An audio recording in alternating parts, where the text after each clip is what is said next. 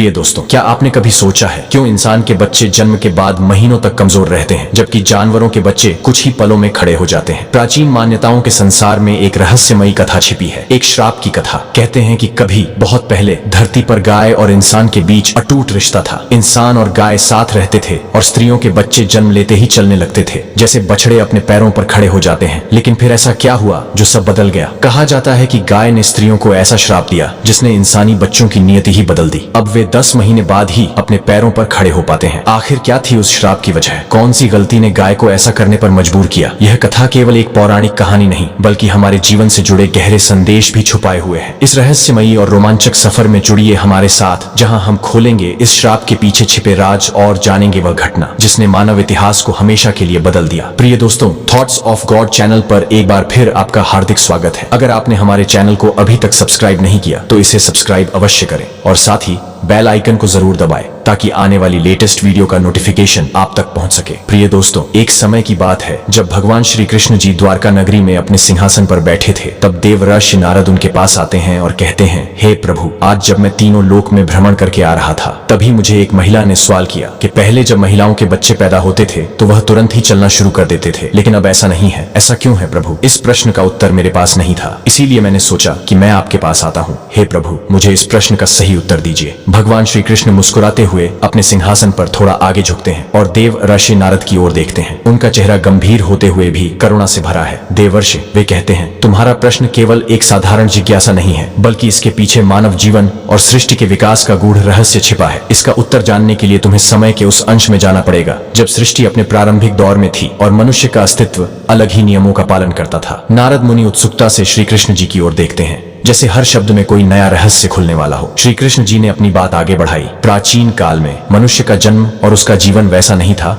जैसा अब है। तब न केवल बच्चे जन्म लेते ही चलने लगते थे, बल्कि उनका जीवन भी प्रकृति के साथ एक अद्भुत तालमेल में बंधा था। परंतु समय के साथ कुछ ऐसा घटित हुआ जिसने सृष्टि के नियमों को हमेशा के लिए बदल दिया। नारद मुनि अब पूरी तरह कहानी में डूब चुके थे। श्री कृष्ण जी ने एक क्षण का विराम लिया और बोले, आओ तुम्हें एक ऐसा प्रसंग सुनाता हूँ जो न केवल तुम्हारे प्रश्न का उत्तर देगा, बल्कि जीवन के गहरे सत्य से भी अवगत कराएगा। श्री कृष्ण जी कहते हैं, हे नारद, बहुत समय पहले की बात है। एक गांव में रमेश नाम का व्यक्ति रहता था। उसके पास एक सुंदर गाय थी जिसे वह बड़े प्रेम से पालता था। रमेश हर दिन उसे हरा चारा खिलाता और उसकी देखभाल करता। गांव के लोग उसकी तारीफ करते, रमेश कितना अच्छा इंसान है, अपनी गाय का कितना ध्यान रखता है। लेकिन यह प्रेम केवल गाय से मिलने वाले लाभ पर आधारित था। समय बीता गया, गाय बूढ़ी हो गई और उसका दूध धीरे धीरे कम होता गया। कुछ ही महीनों में उसने दूध देना बंद कर दिया। अब रमेश को गाय की देखभाल बोझ लगने लगी। एक दिन रमेश ने सोचा, अब यह गाय मेरे किसी काम की नहीं, इसे खिलाने से कोई फायदा नहीं। रात में उसने गाय को जंगल में छोड़ देने का निश्चय किया। अगले दिन वह चुपचाप गाय को गांव से दूर एक घने जंगल में छोड़ आया। गाय ने रमेश के पीछे पीछे जाने की कोशिश की, लेकिन रमेश ने उसे धक्का दे दिया और बिना पीछे देखे चला गया। गाय ने खुद को एकदम अकेला और असहाय पाया। जंगल में उसे हरा चारा भी आसानी से नहीं मिलता था। कई दिन भूखी रहने के बाद वह कमजोर होने लगी। एक दिन वह जंगल में स्थित एक मंदिर के पास पहुंची और वहां पर बैठकर आराम करने लगी। उसने परमात्मा को याद किया और कहा, हे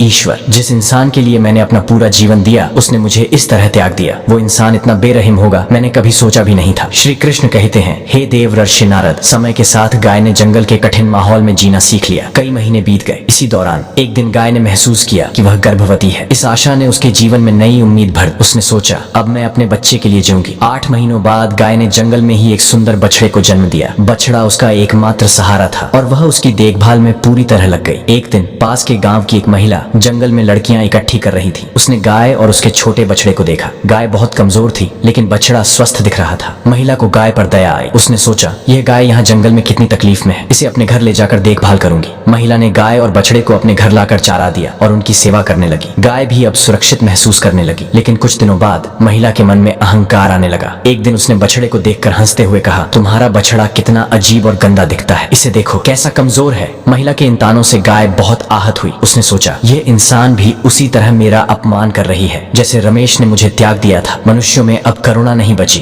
गाय के हृदय में पीड़ा और क्रोध ने जन्म लिया। गहरी सांस लेते हुए उसने महिला को श्राप दिया, तुमने मेरे बच्चे का उपहास किया, इसलिए मैं तुम्हें श्राप देती हूँ। आज से तुम्हारे बच्चों को जन्म के 10 महीने बाद ही चलना आएगा और हमारे बछड़े जन्म लेते ही अपने पैरों पर खड़े हो सकेंगे। महिला इस श्राप को सुनकर भयभीत हो गई, लेकिन वह उसे हल्के में लेती रही, यह सोचकर कि यह सिर्फ एक जानवर की बात है। समय बीतता गया और गाय का श्राप धीरे धीरे सच होने लगा। अब से हर इंसान का बच्चा जन्म के बाद कई महीनों तक चलने में असमर्थ रहने लगा। महिला ने जल्द ही अपने बच्चे को जन्म दिया और जैसा कि गाय ने कहा था, बच्चा 10 महीने तक ठीक से चल नहीं पाया। धीरे धीरे इस श्राप का असर पूरे गांव में फैलने लगा। हर जगह लोगों ने देखा कि उनके शिशु कई महीनों तक लाचार रहते हैं। लोग परेशान होने लगे और सोचने लगे कि यह अजीब बदलाव क्यों आया। प्रिय दोस्तों, इस रहस्यमयी कथा के अंत में एक गहरा संदेश छिपा है। गाय के श्राप ने केवल इंसानी शिशुओं को कमजोर नहीं किया, बल्कि यह हमारे समाज के लिए एक महत्वपूर्ण शिक्षा भी लेकर आया, करुणा और संवेदनशीलता की। समय बदलता रहा, पर इस श्राप की छाया आज भी हमारे जीवन में महसूस होती है। हम में से कई लोग सुविधाएं मिलने तक चीजों और संबंधों की कद्र करते हैं, लेकिन जब वे कम होने लगती हैं, तो उन रिश्तों को त्याग देते हैं, चाहे वह इंसान के रिश्ते हों या प्रकृति से हमारा संबंध। आज के समय में इस कथा का सार और भी प्रासंगिक हो जाता है। यह हमें याद दिलाता है कि हमें पशुओं, प्रकृति और इंसानों के प्रति संवेदनशील रहना चाहिए। हर जीव की अहमियत तब भी होती है जब वह हमारे प्रत्यक्ष लाभ में न हो। अगर हम केवल स्वार्थ और अहंकार में जीते रहेंगे, तो वही पीड़ा किसी न किसी रूप में हमारे जीवन में लौट कर आएगी। प्रिय मित्रों, ये कथा हमें करुणा, दया और निस्वार्थ प्रेम का पाठ पढ़ाती है। जब हम अपने आसपास के जीवों का आदर करेंगे, उनके दुखों को समझेंगे, तभी हमारा समाज और जीवन संतुलित और सुखद बनेगा। तो आइए इस कहानी से प्रेरणा लेते हुए अपने जीवन में करुणा और संवेदना को स्थान दें। अगर हम आज भी यह सीख न ले पाए, तो आने वाले समय में प्रकृति और हमारे रिश्तों में असंतुलन और गहराता जाएगा। हमेशा याद रखें, हर जीव चाहे कितना भी छोटा या बड़ा हो, उसके प्रति दया और आदर से ही हम एक बेहतर दुनिया बना सकते हैं। धन्यवाद मित्रों। अगर आपको यह वीडियो पसंद आया हो तो इसे लाइक और शेयर जरूर करें, ताकि यह संदेश औरों तक भी पहुंच सके। चैनल को सब्सक्राइब करना न भूलें और बेल आइकन दबाएं, ताकि हर नई कहानी की सूचना सबसे पहले आपको मिले। अगली बार हम एक और ऐसी ही दिलचस्प कहानी लेकर लौटेंगे, जो हमारे जीवन और मूल्यों से जुड़े गहरे रहस्यों को उजागर करेगी। तब तक करुणा और प्रेम के साथ रहें। धन्यवाद और नमस्कार।